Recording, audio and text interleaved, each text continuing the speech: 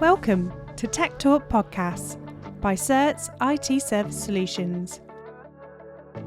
We continue to discuss with Jon and Marie on the changing role of the CIO. In part 2, they discuss gaining and collaborating with trusted technologists, the importance of mental health within a diverse team, and top tips for becoming a CIO. Let's dive into part 2. Just to play back a couple of things. So I've had the chimp paradox thrown at me. And when I read it, I thought, oh yeah, I know why they've given me this book because, I'm definitely that kind of, sometimes it's called the lizard brain, isn't it? Whatever, the emotional. Yeah. I was like, oh yeah, I can see that. And it was also in a context where it was very stressful. Yeah. But I was learning. So just honestly, this is just for me, this is it's like a therapy session. But the other just absolutely bizarre coincidence is that my grandmother is German. So I think what I got was this kind of work really hard ethic. But I also had and get amazing results. You know, it felt very conditional. But I think it's really important that you temper that a little bit, because if that's what you get, because it sounds like you got a real kind of rocket into, a lot of momentum your mum gave you. But if you get all of that momentum, do you think you can be a little bit more, maybe slightly obsessed with the end destination? So have you worked that out yet, or are you still chasing the destination? I think I'm in a perpetual destination chaser, it has to be said. However, balance in life is so important. And I lost my mum last year, and it really makes you think, have I got the balance quite right? And actually, there are times when you have to take a step back. I don't tend to work on a weekend if I can avoid it. I like to do things with my family. I also start my day in the parenting charity, which I mentioned. And the stories are quite hard to read in the morning. It sets me up with an attitude. It's a really horrible phrase and I hate it, but it's coming out now. Attitude of gratitude. I'm really grateful for what I have got. Yeah. And it makes me think about balance a little bit more. And, I can't help the full pelt. It's just my nature. But it makes me mindful of the fact that I have to sometimes slow down. Sometimes I have to say, actually, no. Occasionally my husband will remind me of that point. But Well, so before everyone thinks this podcast is taking a turn left, it's all getting a bit frilly. So mental health is a really important thing for everyone. And I think what they're starting to show is that mental health and being mindful, it needs to be a behavior that's coming from the top, because we do have an influence on setting the tone. Now, you don't do that just because you want your team to, you're not doing it just to tick a box. You're doing it because it helps you. But I think there's another element of it, which it gives everyone else permission. Permission, again, is the wrong word, but it's kind of that like, oh, okay, actually, we're working here to live. We're not living to work. Yeah, it's really important, I think, for everyone. And I think when you're on the cusp, when you're on the very edge of learning something new, but there is a business deadline and there's money involved and people and all the rest of it, it can be very stressful. And then just on your the gratitude you were talking about, one of my favorite phrases, and it's probably not a great phrase because it's sort of suggesting second and third world, but it's when people come up to me and say, oh, Jon, I was in the shower the other day. I was really annoyed because I just noticed that iPads aren't waterproof, so I couldn't carry on doing my email in the shower, that sort of thing. And I just go, yeah, bit of a first world problem that though, isn't it?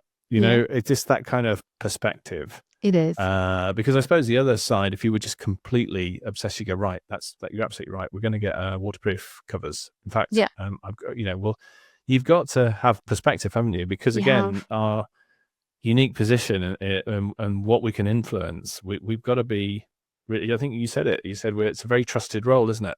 It is. And you want to know you're solving the right problems, don't you? Is that the best place to spend that effort and that time? But I do think it comes back to the authentic leadership, doesn't it? And we have a value at Coda, which is together. And I absolutely love it because it reminds you that you don't achieve by yourself. So I was coaching convincing someone recently to take a step up into a role, and they weren't awfully convinced. And I said, well, I don't want to set you up to fail. If you fail, I fail. That's not how we work. We succeed as a team. And I firmly believe that it is a team game. You are in it together, and there are skills that are transient across the whole of the technology function. And it's incumbent on me to find out how we bleed those together sometimes, and how we mingle. Yeah, let's assume there's some people watching this and they're thinking, yeah, I wouldn't mind. I want to be a CIO. That's where I think I want to be. They've got to kind of put that in your. How early in your career did you have that goal, or because you haven't absolutely told us how it happened, or did you trip over someone, land on the desk, and look up and go, oh, I'm the CIO? I mean, did you have an ambition to be one before you came one? No, No, never. Technology never even entered my head as an area that I would work in. So I was working in commercial roles. I then moved into sort of program director role. Did a lot of work around project program management, and I was doing a lot of work around technology projects. I don't know why, they just migrated more to me, probably because I have an appetite for change. And I spoke to the CEO at the time, and our CIO was leaving, and he said, well, would you be interested in applying for that role? And I was like, oh, not really. I'm not a techie. And he said, but I don't want a techie. I want someone that can come and talk language I understand. And I was like, oh, well, I could probably have a go at it. And so we went through a process, due fair process, got my first CIO role. And actually, this will tell you how many years ago it is. Bonus prize for if you remember when this happened. About 4 months into and I was doing really well, inquisitive, trying to understand, learning about the technology as well.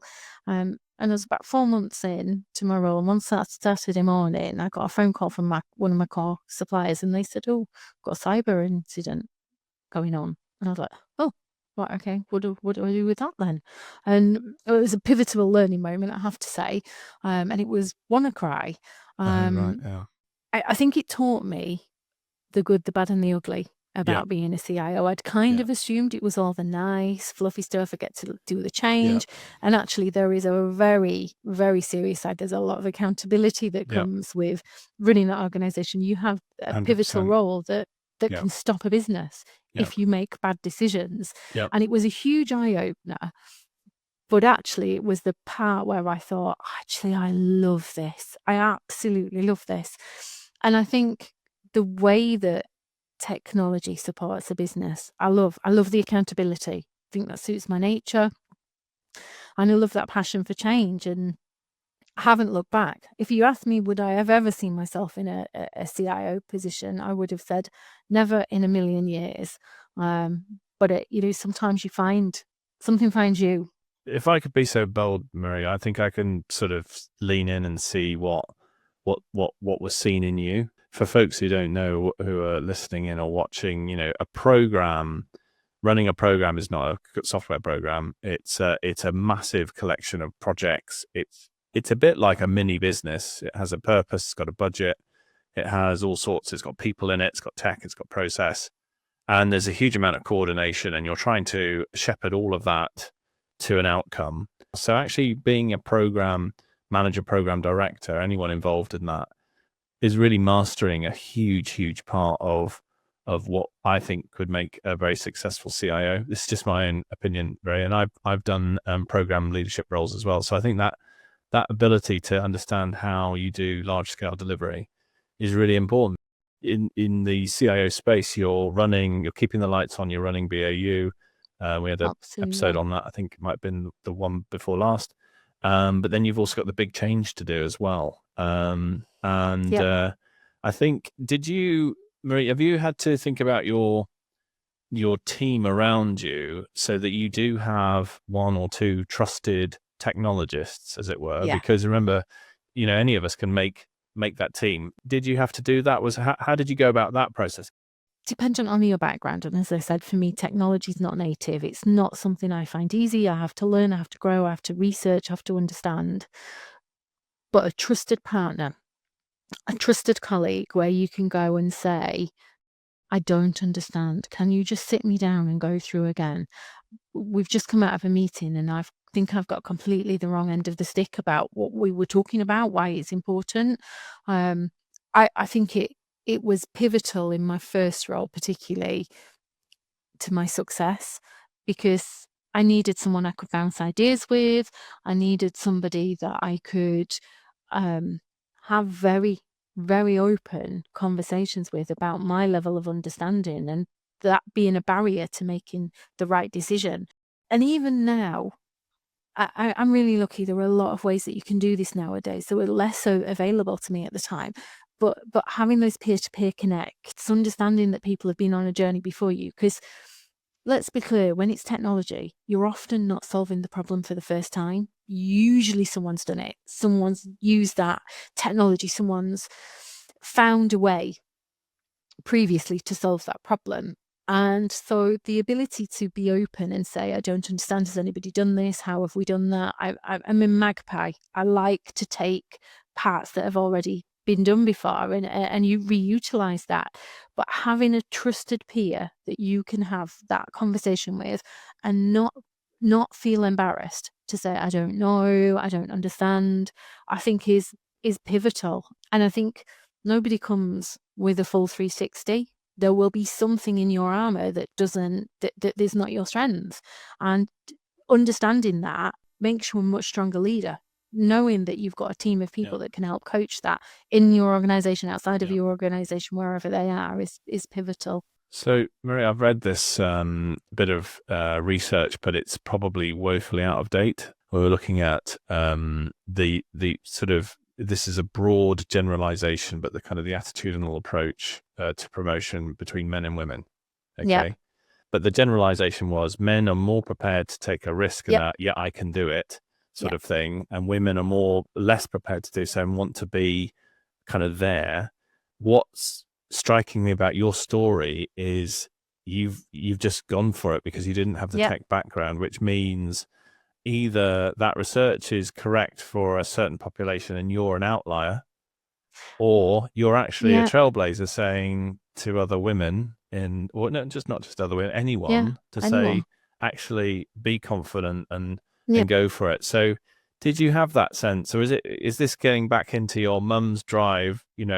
What propelled you into that space? One of the first roles that I took, I started my career at Goldman Sachs, the investment bank in Frankfurt, and I came home back to Yorkshire and took what I thought was a temporary role, and it was in a kind of a logistics centre that had been merged from lots of different locations into one sort of big customer service centre, and there was a role in there that was to lead, to run the centre. And I was so far away from being able to do that, but I thought, you know what, I'm going to go for that. I've got nothing to lose. And I kind of want to attract attention. And I did it. And there was an American couple running that part of the organisation at the time. And because I did that, they brought me into a project.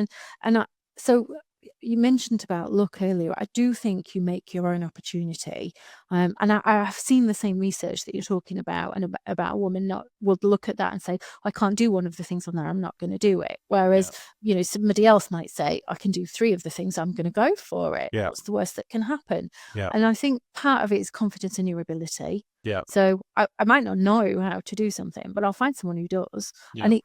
And it's not, I'm not embarrassed to say I don't know. I don't understand, or I don't know. Yeah. And I think those things are the things that say success. If people have asked me for, how do you succeed? What, when people say to you, what's the factor? And for me, it's have a go. Yes. What do you lose by having a go? There's very few regret decisions where you go and do something and then you think, oh gosh, I shouldn't have done that. Well, I went in with that research, good or bad, with the view that when I was interviewing folks, if someone was going, if I looked at the CV and thought this is a strong CV, they've got enough, to be adding to the role. If there was a sort of a feeling of, well, actually, I'm not sure, that kind of confidence, I didn't take that as a negative. I still encounter it. Do you think, right? This is a bit of this profound, was a difficult question to answer, really. But do you think that research was based on the conditioning of women in society, or something innately different between men and women? When I see things like women in tech, I would have just the best people from anywhere. And actually, I also know, and I think this really is borne by experience and research, that diverse teams are way better. Yeah. You make decisions, people, Yep. just get, it's all just goodness, full stop, across the way. It's kind of like, it's a bit of a conundrum, really, because it's like, well, yeah, I want a diverse team, I want the best people. Yeah. But yet we hear that there are still barriers and all the rest of it. So do you think it's a big problem still? I think there are barriers that get in the way of people having the career pathway that they want to take. Absolutely. I think there are still barriers. I think it's less about male and female nowadays. I would hope that those things have changed and that, we have that opportunity to succeed. I think there are amazing role models that show that great things can be achieved. I think that's the power of social media, that those kind of things are seen much more frequently than they would have done previously. I mentioned before my daughter being neurodiverse. I do think we still have some major barriers, and she's an amazing person, and she's finding it really hard to get work. Now, she has barriers that she has to overcome in that. She has to build a confidence. I have an accountability as a leader to actively seek diversity, to make it okay if somebody can't work a traditional 9 to 5. And I remember before my daughter got ill, there was a colleague that I worked with who had some real quirky behaviours and really struggled to fit into the environment, the Monday to Friday 9 to 5, sitting at your desk for 5 days environment. And after my daughter was diagnosed with neurodiversity, I thought, oh my gosh, I think actually the environment we've created for him isn't allowing him to be his best person. And he was amazing at what he did when he was out and about. And I thought, that's what we've got to broker. But we'd not made an environment where he could achieve his potential. And that's on me to understand what motivates people, what drives them achieving their potential, and actually recognizing that is not the same for everybody, and creating an environment where people feel secure and safe enough to say, this isn't working for me, or I've got young children, I need to work a little differently, or I don't really want to work that way. That's on us to do. And I think we've got the technology nowadays that we can enable that and we can unlock that, and that gets better and better every month. So I think the barriers that we've got now are the ones that we can deal with as people, not the technology ones. So I'm really hopeful that those things continue to change. Yes. Just on the neurodiversity, I've learnt that actually there is a higher proclivity of folks that are neurally diverse in tech. That's definitely a thing. And I also know, from my own personal experience and family experience, that how important environment is. One of the things I'm quite excited about is a lot of the technology that's coming through, like AI assistants, that sort of thing, actually have these kind of unintended benefits for folks that are neurally diverse. Absolutely. And there's even, little assistants that can change your setup. So, stop particular notifications coming in, for that kind of, disruption and task switching, and the sort of things that can help with. I mean, one of the things I think is very common in our sector is we work very hard, and you can get lost in that. And in certain neurodiverse conditions, I think they call it hyperfocus or something, where people can look up and go, oh my goodness me, a whole weekend's gone. I haven't actually got changed. I've been in front of this problem trying to solve it. And, that's very exciting. You get stuff done, but you do that day in, day out, you can have burnout. It's a real thing. Absolutely. So, it was so interesting, all the things that we've got into, Marie. And this is a common theme, actually, whenever I talk on this to other leaders about technology, we just very rapidly move to people, or what is sometimes called the carbon rather than the silicon. Yeah, absolutely. Because it's such an important part. But if we just sort of be faithful to the title of, how do you become a CIO? So someone's listening to all of this and they're probably thinking, crikey, I've got some accreditations. I'm really interested in this. I know how businesses work. I've got all this passion, but actually, Marie and Jon have talked a lot about leadership and people and, empathy and emotional intelligence and all sorts of things that we've covered off, which maybe weren't expected. I actually think they're probably more important than anything else, be able to understand everyone, bring the best out of everyone to the table. But if we were to kind of reduce it to a bit of a tick list, which of course it isn't, and someone listening thought, right, this sounds, I'm really interested in this, sounds like something I could do. Is there anything you'd say to prioritize in terms of preparation? So if we go back to my definition of good luck being prep meets opportunity, you had an opportunity, you had no idea it happened, but you were prepared, even whether you were consciously getting ready for it, but you were ready, clearly. What would you say is the sort of top things that you would prepare for, for that opportunity to comes to you, you'd be able to capitalize on it? I think learning, surrounding yourself by, horizon scanning. Where are you learning about technology? How are you understanding what's happening in the world of technology and in the world of business? There's amazing, the ability to learn nowadays is just untapped. So podcasts, short snippets, like films even, there are so many places where you can learn about the power of technology and what that's doing in industry and in business. So I think the ability to learn, I think the ability to find mentorship or people that raise your bar, people that look at what you do, how you do it, and actually inspire you to do more. So be around those people that have those things that you want, that embody those traits that you want to be. I think focus on the behavior, because the behavior will drive you so much further than the knowledge. The knowledge you can grow. The behavior is much harder to learn, to grow, to be.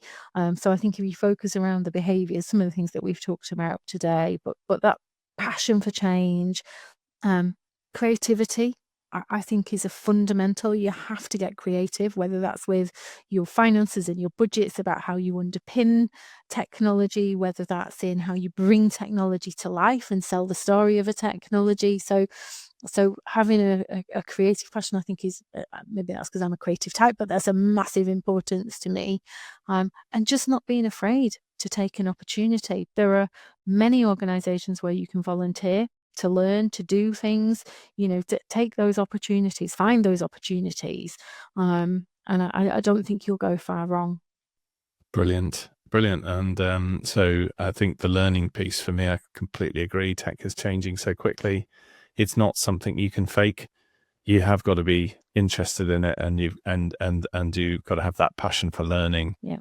I used to use something called Blinkist, which was kind of like gave you this sort of quick summary of a book, because I was too busy to read the Angry Chimp, so I got it on Blinkist, and then realized that actually just that action in its own was me being a chimp.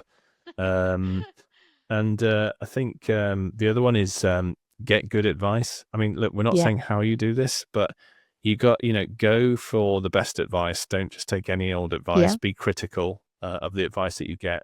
But I think what this should get everyone listening to be alive to is this. Two CIOs talk about learning constantly. And it's just an example of, if we did this session, I don't know, 3 weeks from now, it would be something else that I would mention. It's fabulous. They talk about an open mindset, and that's another part of learning. So absolutely. I've been boxing now for 6 months, not competitively, clearly, for fitness. But that's just people who know me really well know that I'm always sort of learning something and always doing something. So I completely agree with you. Can I just say, Marie, it's really, really lovely session. I get a real sense of the capability that you have, the depth of leadership that you have, and I think your team are extremely lucky to have you at the helm. And I'm sure everyone listening has got a great deal out of it. So thank you. Just want to thank you on behalf of the podcast. Thank you very much for a really fascinating session. It was a pleasure. Thank you for inviting me to come and be part of it. Thank you, Jon.